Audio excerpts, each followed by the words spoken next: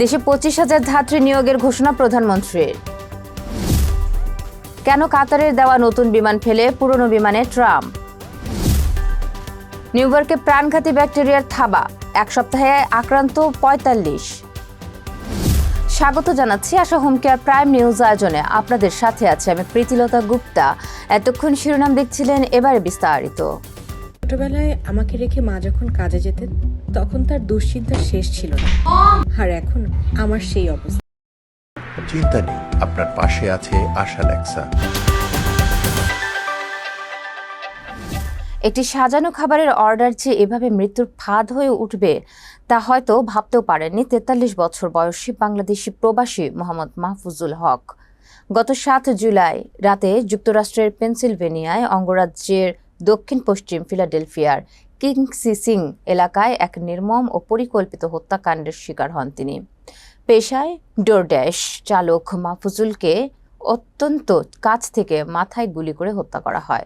এই ঘটনা কেবল মার্কিন মুলুকে প্রবাসী বাংলাদেশি কমিউনিটিকেই নয়, বরং পুরো ফিলাডেলফিয়ার অভিবাসী ও শ্রমজীবী সাধারণ মানুষকে গভীরভাবে নাড়া দিয়েছে।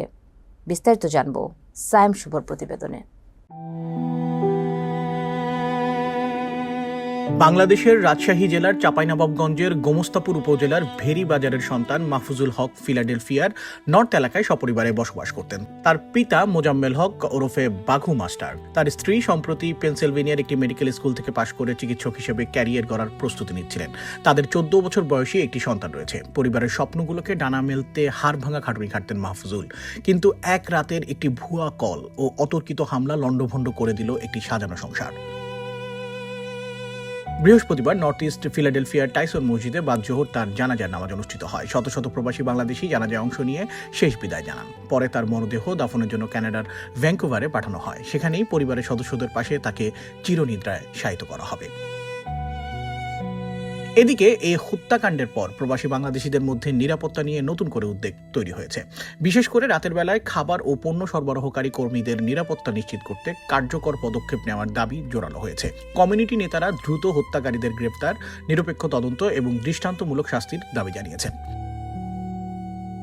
পুলিশের তদন্ত দল ও প্রত্যক্ষদর্শীদের সূত্রে জানা গেছে, গত মঙ্গলবার রাত 9টার দিকে সাউথ ইথান স্ট্রিটের 1000 ব্লকের একটি খাবারের ডেলিভারি দিতে যান মাহফুজুল। তদন্তকারীরা জানিয়েছেন, যে বাড়ির ঠিকানায় খাবার নিয়ে যাওয়া হয়েছিল সেই বাসিন্দারা আদতে কোনো অর্ডারই করেননি। ফিলাডেলফিয়া পুলিশের চিফ ইন্সপেক্টর স্কট স্মল জানান, তদন্তের প্রাথমিক তথ্য প্রমাণ বলছে এটি কোনো সাধারণ ছিনতাই বা আকস্মিক অপরাধ নয়। চালককে নির্দিষ্ট স্থানে ডেকে এনে অ্যাম্বুশ বা ওত পেতে হত্যা করার একটি পরিকল্পিত ছক ছিল এটি। ঘটনাস্থলে মাহফুজুলের রানিং কার এবং ডোরড্যাশের ব্যাগটির পাশেই তাকে নিথর অবস্থায় পড়ে থাকতে দেখা যায়। তার মাথার খুব কাছ থেকে রাইফেল দিয়ে গুলি করা হয়েছে এবং পাশেই পড়েছিল 2টি বুলেটের খোসা। হাসপাতালে নেওয়ার অল্প কিছুক্ষণের মধ্যে চিকিৎসকরা তাকে মৃত ঘোষণা করেন। হত্যাকাণ্ডের পর থেকে ফিলাডেলফিয়া পুলিশের হোমিসাইড ইউনিট তৎপর রয়েছে। হত্যাকাণ্ডের পর এখন পর্যন্ত কোনো আসামিকে গ্রেফতার সম্ভব না হলেও ঘটনাস্থল ও এর আশপাশ থেকে গুরুত্বপূর্ণ কিছু আলামত উদ্ধার করেছে পুলিশ। ফিলাডেলফিয়া পুলিশের ফরেনসিক দল ঘটনাস্থল থেকে বেশ কয়েকটি পরিত্যক্ত মুঠোফোন উদ্ধার করেছে, যা দিয়ে অ্যাপের মাধ্যমে ভুয়া অর্ডারটি করা হয়েছিল কিনা তা খতিয়ে দেখা হচ্ছে। এছাড়া ঘটনাস্থল থেকে প্রায় আধা ব্লক দূরে একটি পরিত্যক্ত খাবারের ব্যাগ পাওয়া গেছে, যা মাহফুজুলের ডেলিভারি করা অর্ডারের অংশ কিনা এবং সেখানে খুনিদের আঙুলের ছাপ বা ডিএনএ রয়েছে কিনা তা পরীক্ষা করা হচ্ছে। পাশাপাশি স্থানীয় সিসিটিভি ফুটেজ বিশ্লেষণ করে কালো পোশাক পরিহিত 3 মাস্কধারী সন্দেহভাজনকে চিহ্নিত করা গেলেও তদন্তের স্বার্থে তাদের বিস্তারিত পরিচয় এখনো গোপন রাখা হয়েছে। এই নৃশংস হত্যাকাণ্ড ফিলাডেলফিয়ার আইন শৃঙ্খলার পাশাপাশি অভিবাসী কর্মীদের নিরাপত্তা নিয়েও বড় প্রশ্ন তুলেছে। হত্যাকাণ্ডের তীব্র নিন্দা জানিয়ে ফুড ডেলিভারি জায়ান্ট ডোরড্যাশ একটি শোক বার্তা প্রকাশ করেছে। তারা জানিয়েছে, খুনিদের আইনের আওতায় আনতে ফিলাডেলফিয়া পুলিশকে সব ধরনের ডিজিটাল তথ্য প্রমাণ ও লজিস্টিক সহায়তা দেওয়া হচ্ছে। বর্তমানে নিহত মাহফুজুলের পরিবারের সহায়তায় স্থানীয় কমিউনিটি পাশে দাঁড়িয়েছে। শোকগ্রস্ত স্ত্রীর পাশে সান্ত্বনা জানানোর ভাষা হারিয়েছেন প্রতিবেশীরা। ফিলাডেলফিয়া পুলিশ বিভাগ পিপিডি সাধারণ জনগণের প্রতি আহ্বান জানিয়েছেন, কারো কাছে কোনো তথ্য বা সন্দেহজনক সিসিটিভি ফুটেজ থাকলে তারা যেন অবিলম্বে 215-686-8477 নম্বরে যোগাযোগ করেন। একটি সুন্দর ভবিষ্যতের আশায় দেশ ছেড়ে সুদূর আমেরিকায় আসা এই রেমিটেন্স যোদ্ধার এমন করুণ পরিণতি যেন আর কোনো প্রবাসী শ্রমিকের না হয়। এখন এটাই প্রবাসের প্রতিটি সাধারণ মানুষের প্রার্থনা। সায়েম শুভ, এটিভি USA, নিউ ইয়র্ক।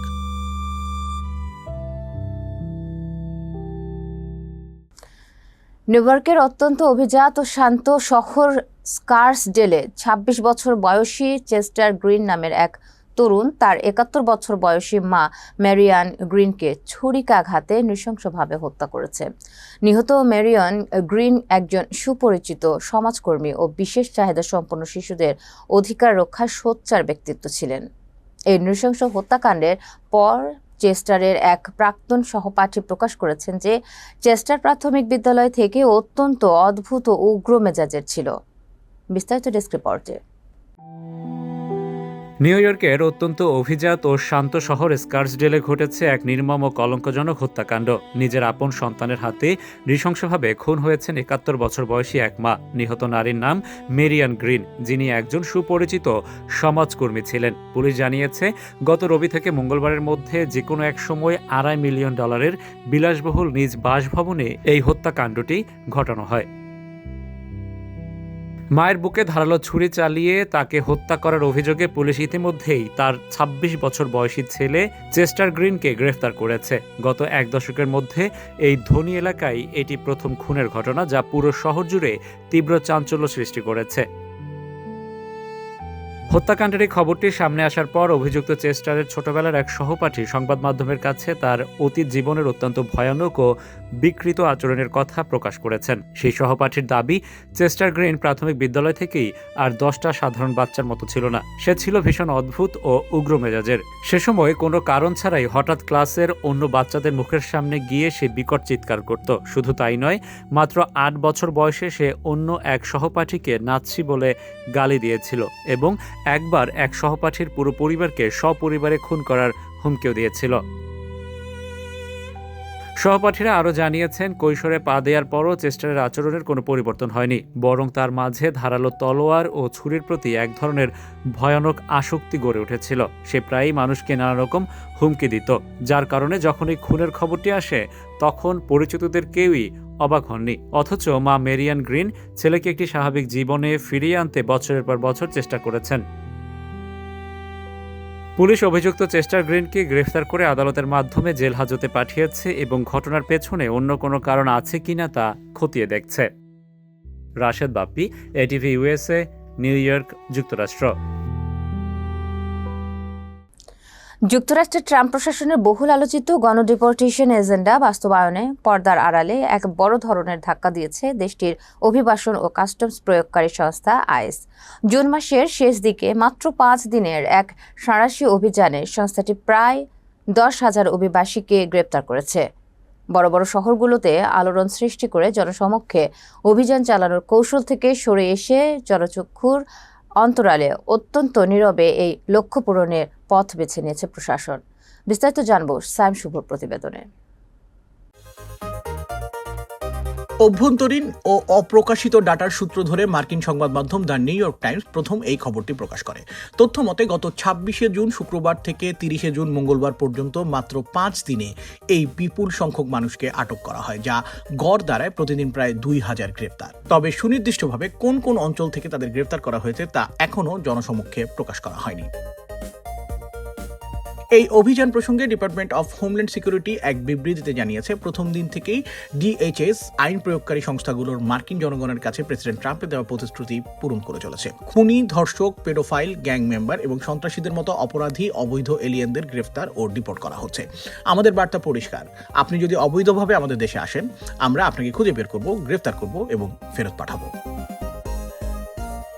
আইস সাধারণত তাদের দৈনন্দিন গ্রেফতারের তথ্য প্রকাশ না করলেও অ্যাসোসিয়েট প্রেস এবং ইউসি বার্কেলের ডিপোর্টেশন ডাটা প্রজেক্টের বিশ্লেষণ অনুযায়ী জুনের শেষে প্রতিদিন গড়ে 2000 মানুষের গ্রেফতার সাম্প্রতিক সময়ের সব রেকর্ডকে ছাড়িয়ে গেছে। যেখানে ট্রাম্প প্রশাসনের পূর্ববর্তী সর্বোচ্চ গ্রেফতারের রেকর্ড ছিল গত ডিসেম্বরে দৈনিক গড়ে 1283 জন, যা পরবর্তীতে চলতি বছরের জানুয়ারিতে মিনিয়াপলিস সহ দেশজুড়ে তীব্র অভিযানের মধ্যেও দৈনিক 1212 জনে এবং ফেব্রুয়ারিতে আরও কমে 1057 জনে নেমে এসেছিল। গ্রেফতারের এই ঊর্ধ্বগতির সরাসরি প্রভাব পড়ছে ডিটেনশন সেন্টার বা ক্যাম্পগুলোর উপর। এপির তথ্য মতে ফেব্রুয়ারি থেকে মে মাস পর্যন্ত ডিটেনশন সেন্টারগুলোতে বন্দির সংখ্যা 30,000-এর কাছাকাছি থাকলেও জুনে তা লাফিয়ে প্রায় 39,000-এ এসে পৌঁছেছে। অভিবাসন বিশেষজ্ঞদের মতে ট্রাম্প প্রশাসনের এই নীরব কিন্তু তীব্র কৌশলের পেছনে রয়েছে চলতি বছরের জানুয়ারির একটি বড় ধাক্কা। তৎকালীন homeland security secretary Kristi Noem এবং বর্ডার পেট্রোল চিফ গ্রেগরি বেভেইনোর অধীনে তখন প্রায়ই রাজপথে বিক্ষোভকারী ও আইস কর্মকর্তাদের মধ্যে সংঘাতের খবর আসত। কিন্তু মিনিয়াপলিসে আইসের অভিযানের বিরুদ্ধে প্রতিবাদ করার সময় 2 মার্কিন নাগরিকের মৃত্যুর ঘটনা পুরো দৃশ্যপট বদলে দেয়। ওই ট্র্যাজেডির পর border czar Tom Homan Minnesota থেকে কর্মকর্তাদের সংখ্যা কমাতে বাধ্য হন এবং সামাজিক যোগাযোগ মাধ্যমে প্রচার করে ফ্ল্যাশ অপারেশন বা চটকদার কায়দায় অভিযান চালানো বন্ধ করা হয়। পরবর্তীতে ক্রিস্টি নোয়ামকে বরখাস্ত করার পর নতুন দায়িত্ব নেন মার্কওয়েন মুলিন। তিনি দায়িত্ব নিয়ে বিভাগটিকে সংবাদ শিরোনামের বাইরে রাখার ঘোষণা দেন, তবে প্রেসিডেন্টের মূল অভিবাসন এজেন্ডা থেকে পিছপা হননি। জুনের এই বিশাল সংখ্যার গ্রেফতারি প্রমাণ করে যে হেডলাইন না হলেও মাঠ পর্যায়ে ধরপাকড় আরও কঠোর হয়েছে। প্রশাসনের দাবি অনুযায়ী অপরাধীদের টার্গেট করার কথা বলা হলেও মাঠ পর্যায়ে এর মানবিক মূল্য দিতে হচ্ছে হাজারো শ্রমজীবী ও সাধারণ পরিবারকে। হুট করে ঘরের মানুষকে তুলে নিয়ে যাওয়ায় অনেক পরিবারে নেমে এসেছে চরম অনিশ্চয়তা। আমেরিকার অভিবাসন ব্যবস্থার এই নাটকীয় মোড় আগামী দিনগুলোতে আইনি ও রাজনৈতিক অঙ্গনে আরও বড় বিতর্কের জন্ম দেবে বলে ধারণা করা হচ্ছে। সায়েম শুভ, ATV USA, new York. New ইয়র্কের কুইন্সে পরপর 2টি ধর্মীয় উপাসনালয় সহ 3টি স্থানে এমন ভয়াবহ অগ্নিসংযোগের চেষ্টার ঘটনায় যোগেশ সারাঙ্গের নামে এক যুবককে গ্রেপ্তার করেছে পুলিশ। তবে অলৌকিকভাবে কোনো ভবনের বড় কোনো ক্ষতি হয়নি এবং কেউ হতাহত হননি। পুলিশ জানিয়েছে গ্রেপ্তারের সময় ওই যুবকের ব্যাগ থেকে আরও 2টি তাজা পেট্রোল বোমা উদ্ধার করা হয়েছে। বিস্তারিত জানবো সায়েম শুভর প্রতিবেদনে। গভীর রাত কুইন্সের ওজন পার্কের 75 নম্বর স্ট্রিটের ইগলেসিয়া বাউটিস্তা এল মেসিয়াস চার্চের সামনে তখনও কয়েকজন মানুষ দাঁড়িয়ে গল্প করছিলেন। তাদের সঙ্গে যোগ দেন হুডি পরা এক যুবকও। বেশ শান্তভাবে কথা বলছিলেন তিনি, কিন্তু আকস্মিক এক কাণ্ডে স্তব্ধ হয়ে যান উপস্থিত সবাই। যুবকটি পকেট থেকে একটি পেট্রোল বোমা বের করে আগুন জ্বালিয়ে চার্চের সদর দরজা লক্ষ্য করে ছুড়ে মারেন। দরজা থেকে ছিটকে এসে বোমাটি মাটিতে সশব্দে বিস্ফোরিত হয়। তদন্তকারীরা জানান প্রথম হামলার ঠিক পরপরই অভিযুক্ত যুবক উডহ্যাভেনের 78 নম্বর স্ট্রিটে অবস্থিত জোহোভাস উইটনেস এর একটি কিংডম হলের দিকে এগিয়ে যান। সেখানেও তিনি একই কায়দায় দ্বিতীয় পেট্রোল বোমাটি ছুড়ে মারেন। সেটিও দরজায় লেগে মাটিতে পড়ে বিস্ফোরিত হয়। এরপর সাইপ্রাস হিলসের রকওয়ে বুলভার্ডের একটি অ্যাম্বুলেট কোম্পানির পার্কিং লটেও আরেকটি বোমা নিক্ষেপের ঘটনা ঘটে। সেখানে কর্মরত এক মেকানিক সেই রাতের ভয়াবহতার বিবরণ দিতে গিয়ে বলেন, আমরা হঠাৎ করে একটা বিকট শব্দ শুনলাম। বাইরে এসে দেখি চারিদিকের মেঝে দাউ দাউ করে জ্বলছে। এর কয়েক মিনিটের মধ্যেই দেখি পুরো এলাকা পুলিশে ছেয়ে গেছে। তবে এই সংকটের মাঝেও স্বস্তির বিষয় হলো স্থানীয় বাসিন্দা এবং পুলিশ প্রশাসন অত্যন্ত দ্রুততার সাথে এই ঘৃণ্য অপরাধের বিরুদ্ধে শক্ত অবস্থান নিয়েছে। পুলিশ রেকর্ডে জানা গেছে অভিযুক্ত যোগেশ সায়রাঙ্গে গত মাসে ব্রুকলিনে ঘটে যাওয়া আরেকটি অগ্নিসংযোগের ঘটনার জন্য ফেডারেল তদন্তকারীদের নজরদারিতে ছিলেন। তবে বৃহস্পতিবারের আগ পর্যন্ত তাকে আটক করা সম্ভব হয়নি। New York police department NYPD জানিয়েছে ভিডিও ফুটেজ ও প্রত্যক্ষদর্শীদের তথ্যের ভিত্তিতে তাকে দ্রুত শনাক্ত ও গ্রেফতার করা সম্ভব হয়েছে। চার্চের যাজক গার্সিয়াও পুলিশকে সব ধরনের CCTV ফুটেজ দিয়ে সহায়তার আশ্বাস দিয়েছেন। কেন এই নির্দিষ্ট ধর্মীয় স্থানগুলোকে লক্ষ্যবস্তু করা হয়েছিল তা খতিয়ে দেখছে গোয়েন্দারা। তার বিরুদ্ধে একাধিক নাশকতা ও বিস্ফোরক ব্যবহারের গুরুতর মামলা প্রক্রিয়াধীন রয়েছে।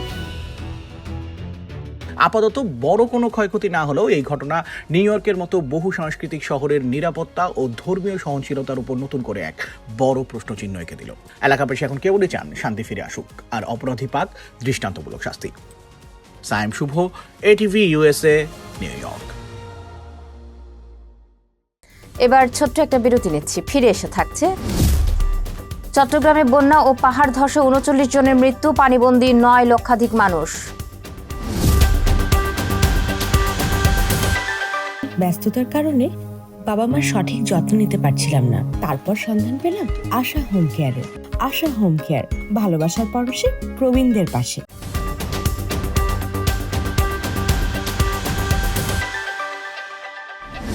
স্বাগত আবারও আশা হোম কেয়ার প্রাইম নিউজ আয়োজনে। তুরস্ক সফর থেকে ফেরার পথে হঠাৎ করে কাতার থেকে উপহার পাওয়া বিলাসবহুল নতুন এয়ারফোর্স 1 বিমানটি আঙ্কারায় ফেলে রেখে পুরনো বিমানে চড়ে যুক্তরাষ্ট্রে ফিরছেন প্রেসিডেন্ট ডোনাল্ড ট্রাম্প। কিন্তু কেন এই আকস্মিক সিদ্ধান্ত? নিউ ইয়র্ক টাইমসের এক চাঞ্চল্যকর প্রতিবেদনে উঠে এসেছে এর পেছনের আসল রহস্য। মূলত নতুন এই প্রমোত্তরী সদৃশ বিমানে কোনো উন্নত ক্ষেপণাস্ত্র প্রতিরক্ষা ব্যবস্থা নেই। আর ইরানের চরম উত্তেজনার মধ্যে এই নিরাপত্তা ঘাটতিকে বড় ঝুঁকি হিসেবে দেখেছে মার্কিন গোয়েন্দা সংস্থা সিক্রেট সার্ভিস। বিস্তারিত ডেস্ক রিপোর্টে। ঝকঝকে তকতকে বোয়িং 747-8 কাতারের কাছ থেকে উপহার হিসেবে পাওয়া এই বিমানটিকে নিজের পছন্দের জমকালো রূপ দিতে গত 1 বছর ধরে মরিয়া ছিলেন ডোনাল্ড ট্রাম্প। মার্কিন বিমান বাহিনীর তত্ত্বাবধানে চলেছে এর সংস্কার কাজ, কিন্তু আড়ম্বর বাড়লেও বাদ পড়েছে সবচেয়ে জরুরি বিষয়টি নিরাপত্তা। বিশেষজ্ঞদের মতে নতুন এই এয়ারফোর্স ওয়ানে কোনো হিট সিকিং বা তাপ অনুসরণকারী ক্ষেপণাস্ত্র প্রতিরক্ষা ব্যবস্থা যুক্ত করা হয়নি, যা যে কোনো মার্কিন প্রেসিডেন্টের বিদেশ সফরের জন্য অত্যন্ত ঝুঁকিপূর্ণ। এই ঝুঁকির বিষয়টি চরম আকার ধারণ করে চলতি সপ্তাহে ট্রাম্পের তুরস্ক সফরের সময়। ইরান সীমান্তের একদম কাছে ন্যাটোর এই সম্মেলনে যখন ট্রাম্প যোগ দেন, ঠিক তখনই ইরানের উপর নতুন করে বিমান হামলা চালায় যুক্তরাষ্ট্র। 2020 সালে ইরানি জেনারেল কাশেম সোলাইমানি হত্যার পর থেকেই ট্রাম্প ইরানের হিট লিস্টে রয়েছে। ফলে আঙ্কারায় অবস্থানকালে ট্রাম্পের নিরাপত্তা নিয়ে এতটাই শঙ্কিত হয়ে পড়ে সিক্রেট সার্ভিস যে তারা প্রেসিডেন্টকে উড়োজাহাজ পরিবর্তন করতে কার্যত বাধ্য করে। এদিকে এই ঘটনা মার্কিন রাজনীতিতে নতুন ঝড় তুলেছে। ডেমোক্র্যাট সিনেটররা অভিযোগ করেছেন ট্রাম্প দেশের জাতীয় নিরাপত্তার চেয়ে নিজের ব্যক্তিগত বিলাসিতা ও আরামকে বেশি প্রাধান্য দিচ্ছেন। যদিও হোয়াইট হাউসের যোগাযোগ পরিচালক স্টিভেন চ্যাং দাবি করেছেন বিমানটিতে উচ্চ স্তরের প্রোটোকল রয়েছে, তবে বিমান বাহিনী স্বীকার করেছে দীর্ঘমেয়াদী সার্ভিসের কথা চিন্তা করে তাড়াহুড়ো করায় কিছু কম প্রয়োজনীয় নিরাপত্তা বৈশিষ্ট্য ছাড় দিতে হয়েছে। গোয়েন্দা ও সামরিক বিশেষজ্ঞদের চাপে ট্রাম্প পুরনো বিমানে ফিরতে বাধ্য হলেও সংবাদ মাধ্যমের কাছে আসল সত্য গোপন করার চেষ্টা করেছেন তিনি। ট্রাম্প দাবি করেছেন মার্কিন সামরিক ঘাঁটিগুলোতে সেনাদের কাছে নতুন বিমানের চমৎকার রূপ প্রদর্শন করার জন্যই নাকি সেটিকে আগেভাগে পাঠিয়ে দেওয়া হয়েছে। তবে হোয়াইট হাউসের সাবেক কর্মকর্তারা বলেছেন প্রেসিডেন্টের জেদের চেয়ে শেষ পর্যন্ত সিক্রেট সার্ভিসের করা নির্দেশই এখানে জয় হয়েছে। প্রেসিডেন্টের ব্যক্তিগত শখ বনাম জাতীয় নিরাপত্তা, এই দুয়ের টানাপোড়েন এখন ওয়াশিংটনের সবচেয়ে বড় আলোচনার বিষয়। ATV USA news desk. New ইয়র্কের আপার ইস্ট সাইডে প্রাণঘাতী ব্যাকটেরিয়া লিজিওনিয়ার্সের প্রাদুর্ভাব উদ্বেগজনক রূপ নিয়েছে।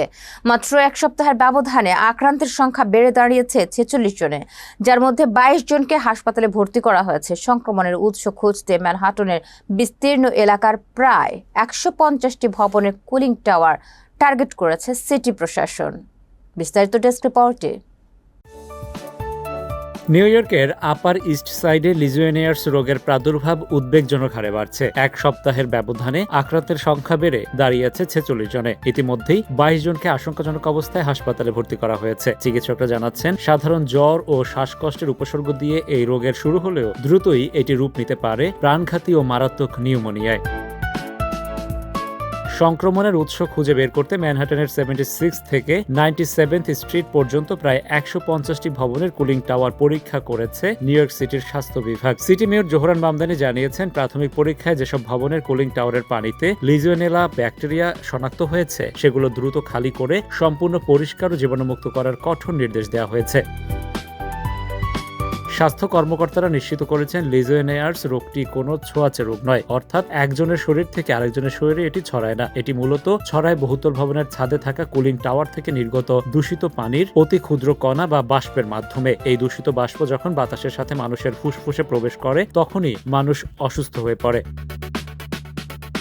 মেডিকেল রিপোর্টে জানা গেছে এই ব্যাকটেরিয়ার আক্রমণে সবাই সমানভাবে আক্রান্ত না হলেও নির্দিষ্ট কিছু শ্রেণীর মানুষ সবচেয়ে বেশি জীবন ঝুঁকিতে রয়েছেন। তারা হলেন 50 বছরের বেশি বয়সী ব্যক্তি, ধূমপায়ী, দীর্ঘমেয়াদী ফুসফুসের রোগে আক্রান্ত ব্যক্তি, ডায়াবেটিস বা কিডনি রোগে আক্রান্ত ব্যক্তি এবং ক্যান্সার বা দুর্বল রোগ প্রতিরোধ ক্ষমতা সম্পন্ন ব্যক্তি।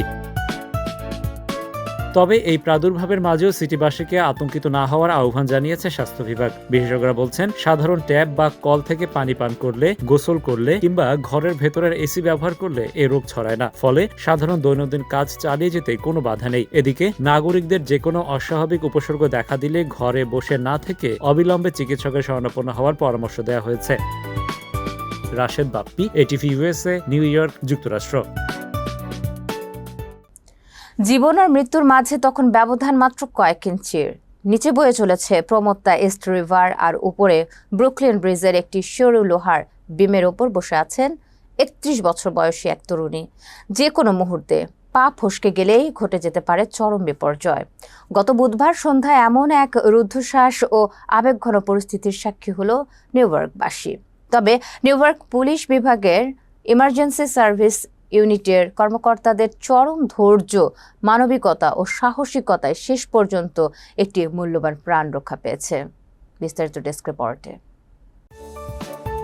জীবন আর মৃত্যুর মাঝে তখন ব্যবধান মাত্র কয়েক ইঞ্চির। নিচে বয়ে চলেছে প্রমত্তা ইস্ট রিভার, আর উপরে ব্রুকলিন ব্রিজের একটি সরু লোহার বিমের উপর বসে আছেন 31 বছর বয়সী এক তরুণী। যে কোনো মুহূর্তে পা ফসকে গেলেই ঘটে যেতে পারে চরম বিপর্যয়। গত বুধবার সন্ধ্যায় এমনই এক রুদ্ধশ্বাস ও আবেগঘন পরিস্থিতির সাক্ষী হল নিউ ইয়র্কবাসী। তবে নিউ ইয়র্ক পুলিশ বিভাগের ইমার্জেন্সি সার্ভিস ইউনিটের কর্মকর্তাদের চরম ধৈর্য, মানবিকতা ও সাহসিকতায় শেষ পর্যন্ত একটি মূল্যবান প্রাণ রক্ষা পেয়েছে।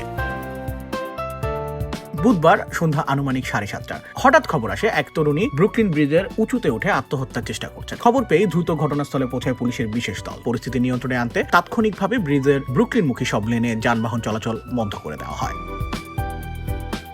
সেখানে উপস্থিত পুলিশ কর্মকর্তারা কোনো জোর জুলুম বা তাড়াহুড়ো না করে অত্যন্ত সংবেদনশীলতার সাথে পরিস্থিতি মোকাবেলা করেন। বিমের উপর উঠে তারা তরুণীর সাথে কথা বলা শুরু করেন। পরবর্তীতে পুলিশের পক্ষ থেকে প্রকাশ করা একটি ভিডিওতে দেখা যায় কর্মকর্তারা তরুণীকে আশ্বস্ত করছেন। এক কর্মকর্তাকে বলতে শোনা যায়, আমি তোমাকে সাহায্য করতে চাই, সেজন্যই আমি এখানে এসেছি। এই মুহূর্তে তোমার জন্য সবচেয়ে সাহসী কাজ হবে সাহায্যটা গ্রহণ করা।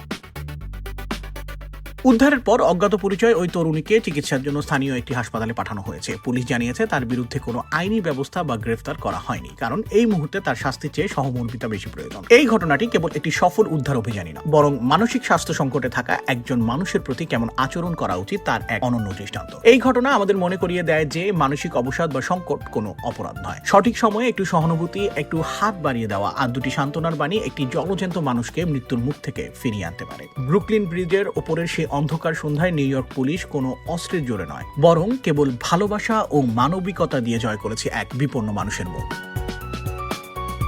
আপনি বা আপনার পরিচিত কেউ যদি মানসিক সংকটে ভুগে থাকেন তবে একা থাকবেন না, সাহায্য নিন। মার্কিন যুক্তরাষ্ট্রের 24 ঘন্টা সহায়তার জন্য 988 সুইসাইড অ্যান্ড ক্রাইসিস লাইফলাইনে যোগাযোগ করুন। মনে রাখবেন, সাহায্য চাওয়া কোনো দুর্বলতা নয়, বরং বেঁচে থাকার সবচেয়ে বড় শক্তি। সাইম শুভ, এটিভি ইউএসএ, নিউ ইয়র্ক। এবার দেশের খবর। প্রধানমন্ত্রী তারেক রহমান বলেছেন, সরকারি পর্যায়ে দেশে 25,000 ধাত্রী নিয়োগ করা হবে। তারা মায়েদের নর্মাল ডেলিভারি করাতে উৎসাহ দেবেন। এছাড়া 1 লাখ স্বাস্থ্যকর্মী ও 25,000 মিডওয়াইফ নিয়োগ করা হবে বলেও জানান তিনি। বিস্তারিত ডেস্ক রিপোর্টে। শনিবার সকালে 81তম প্রতিষ্ঠা বার্ষিকী উপলক্ষে ঢাকা মেডিকেল কলেজ হাসপাতাল ক্যাম্পাসে পৌঁছান প্রধানমন্ত্রী তারেক রহমান। সঙ্গে ছিলেন তার সহধর্মিণী ও ঢাকা মেডিকেল কলেজের সাবেক শিক্ষার্থী ডক্টর জোবাইদা রহমান। প্রধানমন্ত্রীর আগমনকে ঘিরে সকাল থেকে ক্যাম্পাস ও আশেপাশের এলাকায় উৎসব মুখর পরিবেশ সৃষ্টি হয়। প্রতিষ্ঠা বার্ষিকীর অনুষ্ঠানে প্রধানমন্ত্রী তারেক রহমান বলেন, উপজেলা ও জেলা পর্যায়ে 51 বেডের হাসপাতালগুলো 100 বেডে উন্নীত করা হবে। গ্রাম থেকে অধিক সংখ্যক রোগীকে চিকিৎসার জন্য যেন ঢাকায় আসতে না হয়, এজন্য বিশেষজ্ঞ চিকিৎসকদের প্রান্তিক পর্যায়ে রোগীদের সেবা দেওয়ার আহ্বান জানান প্রধানমন্ত্রী। তারেক রহমান বলেন, 24-এর আন্দোলনে ঢাকা মেডিকেল কলেজের শিক্ষক শিক্ষার্থীরা অকাতরে জীবন দিয়েছেন। এই মেডিকেল কলেজ শুধু ডাক্তার তৈরি করেনি, সমাজ নেতাও তৈরি করেছে। চিকিৎসকদের উদ্দেশ্যে প্রধানমন্ত্রী বলেন, যারা চিকিৎসা সেবায় নিয়োজিত রয়েছেন প্রত্যেকের মানুষের মনোজগতে আপনারা এমন একজন মানুষ যাদের কাছে আমরা ভরসা করি। একজন মানুষ যখন বিপদে পড়ে আরেকজনের কাছে যায়, তখন তার উপর পরম ভরসা করে বলেই যায়।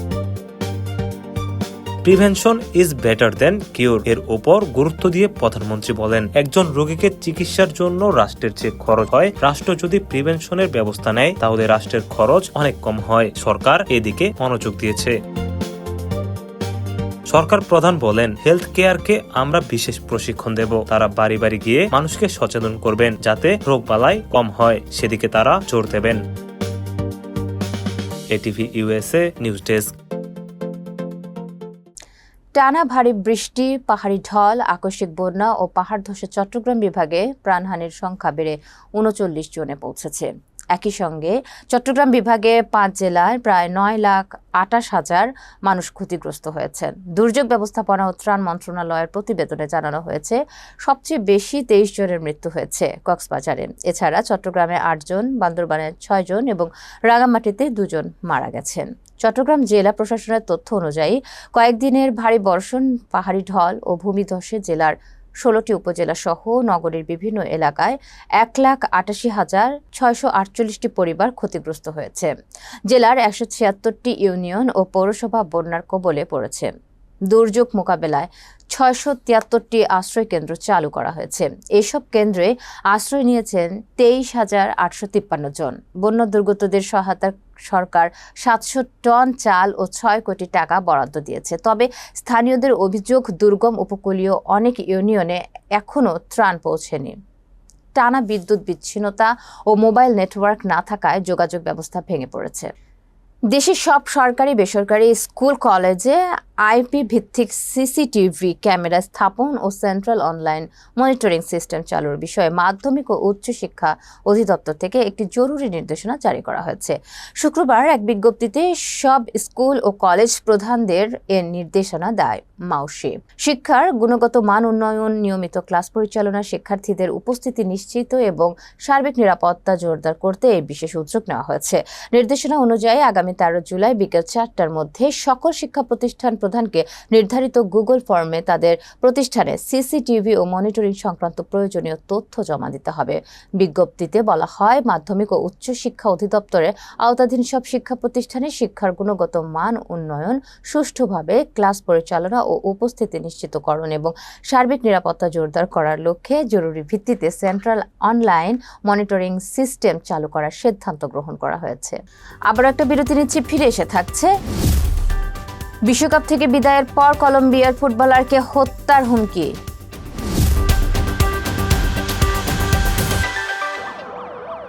আমি যদি মিথ্যে বলতাম তাহলে আমার ছেলেটা কি শিখত? বাবা, সব সময় সাদাকে সাদা এবং কালোকে কালো বলি। সাপ্তাহিক সাদা কালো, আমরা সাদাকে সাদা, কালোকে কালো বলি।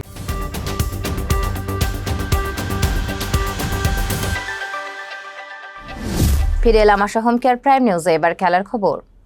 বিশ্বকাপ থেকে বিদায়ের পর প্রাণনাশের হুমকির মুখে পড়েছেন কলম্বিয়ার মিডফিল্ডার হ্যামিল্টন ক্যাম্পাস। হুমকির এ ঘটনায় তীব্র নিন্দা জানিয়েছে কলম্বিয়ান ফুটবল ফেডারেশন। এক বিবৃতিতে ফেডারেশন জানায়, দেশের হয়ে মাঠে প্রতিনিধিত্ব করার কারণে কোনো ক্রীড়াবিদ বা তাদের পরিবারের সদস্যদের এ ধরনের হুমকি ও হয়রানির শিকার হওয়া কখনোই গ্রহণযোগ্য নয়। তারা ক্যাম্পাস ও তার পরিবারের প্রতি সংহতি প্রকাশের পাশাপাশি ক্রীড়াঙ্গনের সম্মান ও নিরাপত্তা নিশ্চিত করার আহ্বান জানিয়েছে। এ হয়রানির পরিপ্রেক্ষিতে কলম্বিয়ান ফেডারেশন দেশটির অ্যাটর্নি জেনারেলের কার্যালয়কে হুমকিদাতাদের চিহ্নিত করতে দ্রুত তদন্তের আহ্বান জানিয়েছে। মঙ্গলবার টাইব্রেকারে সুইজারল্যান্ডের কাছে হেরে শেষ 16 থেকে বিদায় নেয় কলম্বিয়া। অতিরিক্ত সময়ে আর্জেন্টিনার ক্লাব রোজারিও সেন্ট্রালের হয়ে খেলা ক্যাম্পাস একটি নিশ্চিত গোলের সুযোগ মিস করেন। তখন তার শটটি পোস্টের বাইরে দিয়ে চলে যায়। যদিও টাইব্রেকারে তিনি নিজের বলটি জালে জড়ান, কিন্তু 4-3 গোলে হেরে তার দল বিশ্বকাপ থেকে বিদায় নেয়। শেষ করার আগে থাকছে বিনোদনের খবর। 2021 সালে র্যাবের অভিযানে গ্রেপ্তার এবং কারাভোগের প্রায় 5 বছর পর নীরবতা ভাঙলেন চিত্রনায়িকা পরিমণি। র্যাবের সাবেক গোয়েন্দা প্রধানের একটি টক শোতে দেওয়া স্বীকারোক্তিকে সামনে রেখে ফেসবুকে দীর্ঘ পোস্ট দিয়েছেন তিনি। সেখানে হারানো সম্মান ও ন্যায় বিচারের দাবি জানিয়ে সরাসরি প্রশ্ন তুলেছেন রাষ্ট্রের কাছে। বিস্তারিত বিনোদন ডেস্কের রিপোর্টে। পরমণি তার পোস্টের র্যাবের সাবেক গোয়েন্দা প্রধান লেফটেন্যান্ট কর্নেল খায়রুল ইসলামকে ধন্যবাদ জানান। সম্প্রতি একটি অনলাইন টকশোতে তিনি স্বীকার করেছেন, তৎকালীন র্যাব মহাপরিচালক ও সাবেক আইজিপি চৌধুরী আব্দুল্লাহ আল মামুনের নির্দেশেই পরমণিকে অন্যায়ভাবে গ্রেফতার করা হয়েছিল।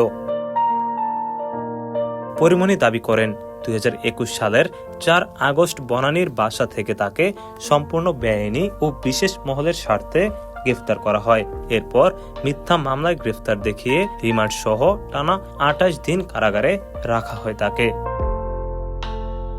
রাষ্ট্রের উদ্দেশ্যে একাধিক প্রশ্ন তুলেছেন পরিমণি। তার ভাষায়, আমার সেই দিনগুলো কি ফিরিয়ে দেওয়া সম্ভব? যে জীবন, যে সম্মান, যে মানসিক শান্তি আমি হারিয়েছি, তা কি আর কখনো ফিরে পাবো? মানুষের মনে আমাকে নিয়ে যে বিভ্রান্তিকর ধারণা তৈরি করা হয়েছে, রাষ্ট্র কি তার দায় নেবে? অভিনেত্রী জানান, গ্রেফতারের দিন থেকে আজ পর্যন্ত সেই ঘটনার ভার বহন করে চলেছেন তিনি। রাষ্ট্রের একটি গুরুত্বপূর্ণ বাহিনীকে ব্যবহার করে একজন নারী শিল্পীর জীবনকে যেভাবে বিপর্যস্ত করা হয়েছে, তা বাংলাদেশের ইতিহাসে এক বেদনাদায়ক অধ্যায় হয়ে থাকবে বলে মন্তব্য করেন তিনি। তবে ক্ষোভ বা প্রতিশোধ নয়, সত্য ও ন্যায় বিচারের পক্ষেই কথা বলতে চান পরিমণি। তিনি বলেন, ভবিষ্যতে আর কোনো নির্দোষ মানুষ যেন এ ধরনের অন্যায়ের শিকার না হন, এটাই তার একমাত্র চাওয়া। সেই কঠিন সময়ের পাশে থাকা পরিবার, সহকর্মী, বন্ধু, সাংবাদিক ও ভক্তদের প্রতি গভীর কৃতজ্ঞতা প্রকাশ করেন তিনি। উল্লেখ্য, 2011 সালের 4 আগস্ট বনানীর বাসায় র্যাবের অভিযানে গ্রেফতার হন পরিমণি। মাদক মামলায় একাধিক দফা রিমান্ড শেষে 31 আগস্ট জামিন পান তিনি। পরের বছর সিআইডি তাকে সহ 3 জনের বিরুদ্ধে চার্জশিট দাখিল করে। এটিভি ইউএসএ বিনোদন ডেস্ক। আশা হোম কেয়ার প্রাইম নিউজ শেষ করার আগে শিরোনামগুলো আরও একবার। দেশে 25,000 ধাত্রী নিয়োগের ঘোষণা প্রধানমন্ত্রীর। কেন কাতারের দেওয়া নতুন বিমান ফেলে পুরনো বিমানে ট্রাম্প। নিউ ইয়র্কে প্রাণঘাতী ব্যাকটেরিয়ার থাবা, 1 সপ্তাহে আক্রান্ত 45। এতক্ষণ আশা হোম কেয়ার প্রাইম নিউজ আয়োজনে আমাদের সাথে থাকার জন্য ধন্যবাদ। এটিভি ইউএসএ দেখতে ডাউনলোড করুন অ্যাপ, চোখ রাখুন এটিভি ইউএসএ ফেসবুক পেজ ও ইউটিউব চ্যানেলে। থাকুন এটিভি ইউএসএর সাথে, থাকুন সংবাদের সংস্কৃতিতে বিশ্বজুড়ে বাঙালিয়ানায়।